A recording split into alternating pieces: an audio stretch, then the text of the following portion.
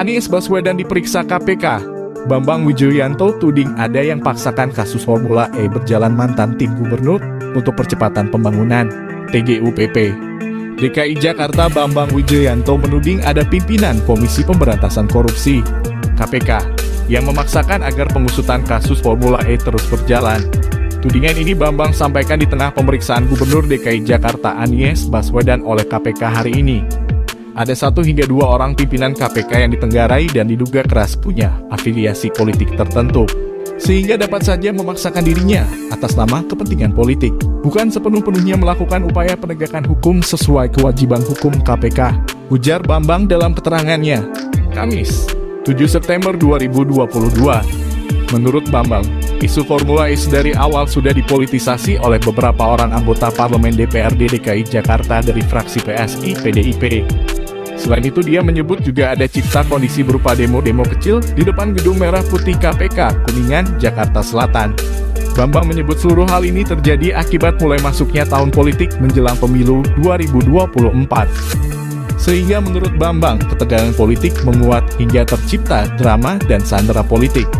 Akibat kegaduhan ini, Bambang menyebut proses penegakan hukum menjadi rapuh. Yang menjadi pertanyaan besar pasca pemberian keterangan Anies Baswedan atas pemanggilan dari KPK. Apakah pimpinan KPK akan tunduk pada hasil dan kesimpulan penyelidikan dan tidak mencari alasan dan memaksakan kehendaknya untuk mentersangkakan Anies? Kata Timor X Timor Wakil Ketua KPK ini. Anies Baswedan memenuhi panggilan KPK dengan mendatangi Gedung Merah Putih pada hari ini sekitar pukul 9.30. Ia datang dengan mengenakan pakaian dinas dan menenteng map biru. Anies terlihat rileks mengikuti pemeriksaan terkait Formula E tersebut.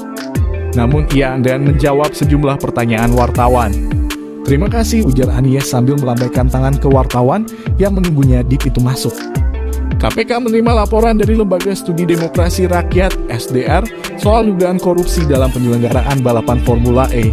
Direktur Eksekutif SDR, Hari Purwanto menyatakan bahwa pihaknya juga melaporkan kasus ini ke Bareskrim Polri.